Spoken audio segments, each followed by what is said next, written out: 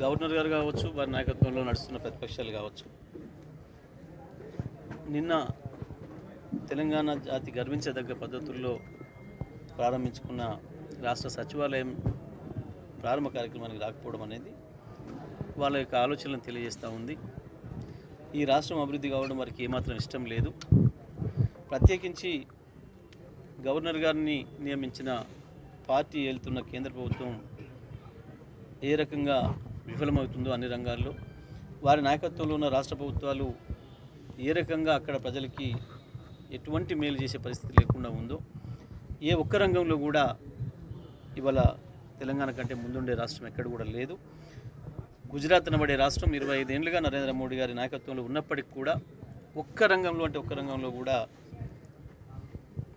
తెలంగాణ కంటే ముందు లేదు అభివృద్ధిలో. హక్కులను అణచివేసే విషయంలో తప్ప, ప్రభుత్వ రంగ సంస్థల్ని అమ్ముకునే విషయంలో తప్ప నరేంద్ర మోడీ గారి ప్రభుత్వం కావచ్చు, వారి నాయకత్వంలో రాష్ట్ర ప్రభుత్వాలు ఎక్కడ కూడా అభివృద్ధిలో మనతో పోటీపడే పరిస్థితిలో లేదు. కేవలం ఈర్ష్యతోని ఈ కార్యక్రమానికి హాజరు కాలేకపోతున్నారు. కేసీఆర్ గారు చేసే అభివృద్ధిని చూడలేకపోతున్నారు. తెలంగాణ రాష్ట్రంలో అభివృద్ధిని ఒప్పుకుంటే మాకెక్కడ ప్రజల నుంచి ప్రశ్న వస్తుందో అనే భయంతో అభివృద్ధి కార్యక్రమంలో హాజరు కావడం లేదు.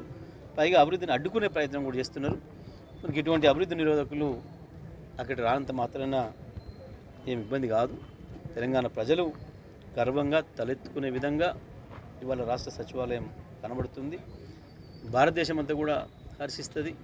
తెలంగాణ ప్రజలు ఎవరు వెళ్ళి చూసి వచ్చినా సరే ప్రతిపక్షాలు చేసిన పనిని తప్పకుండా నిరసిస్తారు. దానికి తగ్గ మూల్యం రేపు ప్రతిపక్ష పార్టీలు చెల్లించాల్సిన అవసరం కూడా వస్తుంది.